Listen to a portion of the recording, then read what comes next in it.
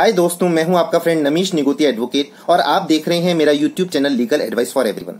मित्रों, यदि कोई पुरुष किसी स्त्री की इच्छा के विरुद्ध उसका पीछा करता है, अश्लील फप्तियां कसता है, उसकी फोटोज लेता है, उसके वीडियो बनाकर वायरल करता है या उससे सेक्सुअल डिमांड या रिक्वेस्ट करता है, तो उसमें सजा के क्या प्रावधान है, आज के इस वीडियो में हम ये डिस्कस करेंगे। मित्रों, निर्भया गैंगरेप केस के पश्चात section 354 of the Indian penal code को नॉन बेलेबल ऑफेंस बना दिया गया है। सेक्शन 354 में क्या प्रावधान दिए गए हैं, इसका हम वन बाय वन एनालिसिस करते हैं। दोस्तों, section 354 of the Indian penal code ये कहता है, असॉल्ट और criminal force to women with intent to outrage her modesty. यदि कोई पुरुष किसी स्त्री की लज्जा भंग करने के उद्देश्य से आपराधिक बल प्रयोग करता है तो उसे कम से कम 1 साल की सजा और अधिकतम 5 साल की सजा का प्रावधान किया गया है। Section 354A of the Indian penal code कहता है, sexual harassment and punishment for sexual harassment. यदि कोई पुरुष किसी स्त्री के साथ सेक्सुअल हरासमेंट करता है, उससे फिजिकल कांटेक्ट बनाने का प्रयास करता है, सेक्सुअल फेवर की डिमांड या रिक्वेस्ट करता है या उसको पोर्नोग्राफी मटेरियल दिखाता है, तो इसमें 3 साल की सजा के प्रावधान है। Section 354B of the Indian penal code ये कहता है, असॉल्ट और use of criminal force to women with intent to disturb. इसका क्या मतलब है दोस्तों?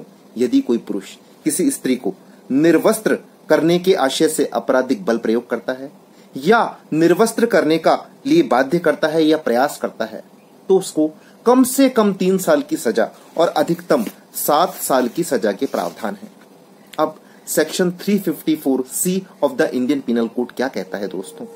ये कहता है कि यदि कोई स्त्री किसी अपने प्राइवेट कृत्य में लगी हुई है और वह ऐसा अपेक्षा करती है कि उस समय उसको कोई भी ना देखे जिससे वो अपना प्राइवेट कार्य कर सके, उस समय कोई भी व्यक्ति उसको देखने का प्रयास करता है, उसकी इच्छा के विरुद्ध फोटो खींच लेता है, तो इसमें कम से कम 3 साल और अधिकतम 7 साल तक की सजा के प्रावधान हैं।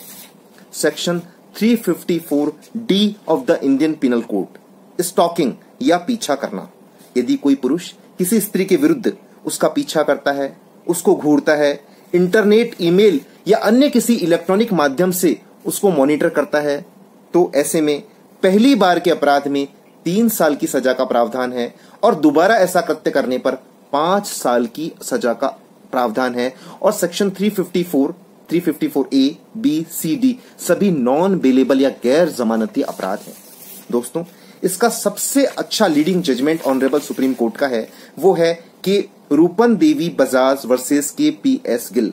सुप्रीम कोर्ट ने 2005 में इसको निर्धारित किया। इसमें एक बहुत senior IPS officer KPS Gill ने एक senior IAS officer Rupan Devi Bajaj के पुष्ट पर हाथ लगाया तथा पुष्ट पर हाथ से मारा। इसके 17 साल तक उसको प्रोसिक्यूशन फेस करना पड़ा। उसको 3 महीने की सजा दी गई, जो कि बाद में प्रोबेशन में तब्दील कर दी गई, परंतु उसकी सजा बरकरार रही। इस प्रकार से प्रोबेशन का लाभ तो दे दिया, परंतु उसका कन्विक्शन बरकरार रहा।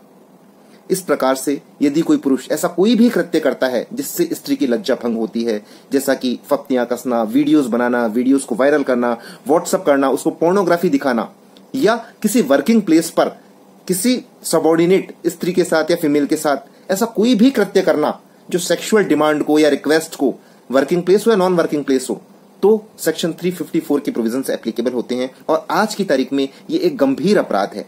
धन्यवाद मित्रों। ऐसा अपराध कोई भी प्रयास किसी को करना एक गैर जमानती अपराध है। Thank you friends.